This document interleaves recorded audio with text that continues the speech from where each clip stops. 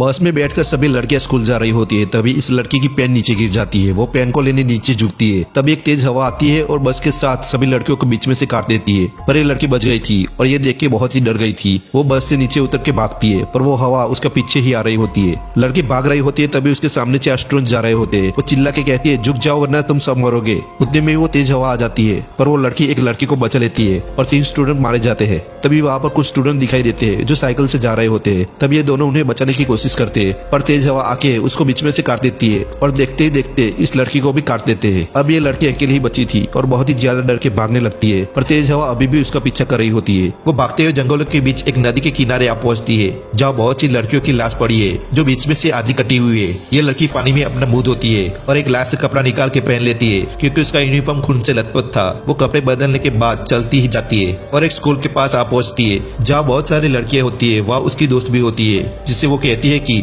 एक हवा ने सभी को काट डाला। उतने में ही एक हवा का झोंका आता है, जिसे डर के वो स्कूल में चली जाती है। उसकी दोस्त उसे खिड़की से बाहर हाथ निकाल कर समझाती है कि ये नॉर्मल हवा है और तुमने सपना देखा होगा। फिर वो क्लासरूम में जाती है। इस क्लास में सभी लड़कियां बैठी होती है। तभी उनकी टीचर हाथ में मशीन गन लिए आती है और सभी लड़कियों को मशीन गन से उड़ा देती है, क्योंकि उन सभी लड़कियों ने उस टीचर की क्लास बंद की थी। पर ये लड़की बच जाती है और उसकी कुछ बची हुई दोस्तों के साथ क्लास से बाहर जा रही होती है। तभी उसकी टीचर उन दोस्तों को भी मार देती है।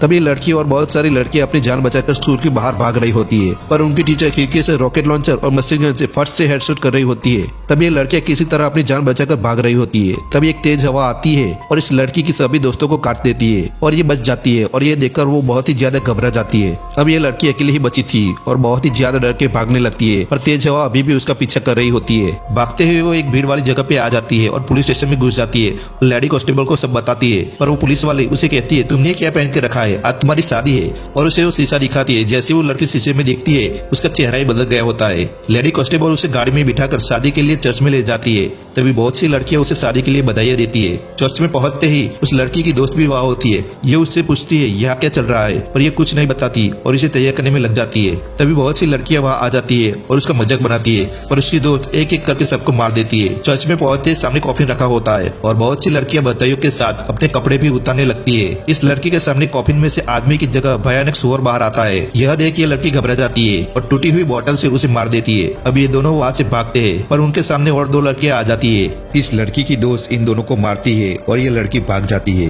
तभी वहाँ पर वो मिरर में देखती है तो उसकी शक्ल फिर से बदल गई होती है और कपड़े भी बदल जाते हैं। और कुछ लड़कियां उसके पास आती है और उसको दूसरे नाम से बुलाती है और कहती है कि तुम अच्छी रेसर हो, तुम भाग क्यों नहीं रही हो।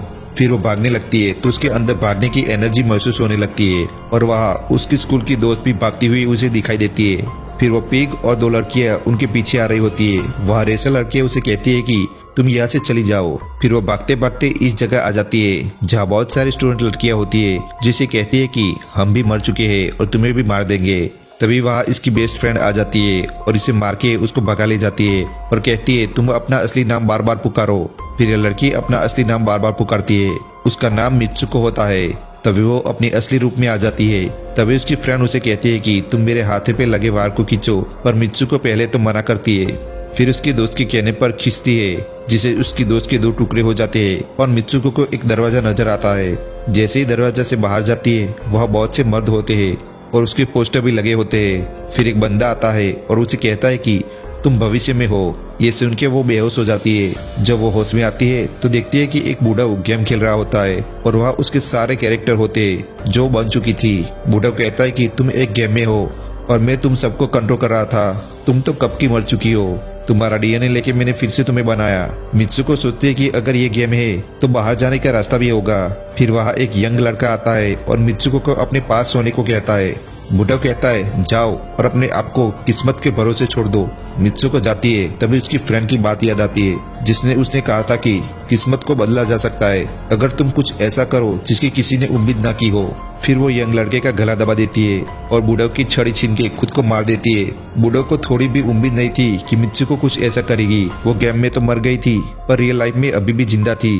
फिर उसके सारे कैरेक्टर अपने आप को मार देते हैं। मित्सुको एक वीरान जगह पर जगती है, जहाँ वो रियल लाइफ में जिंदा होती है और बूम, मूवी का यह एंड हो जाता है। वीडियो अच्छी लगने पर लाइक करो।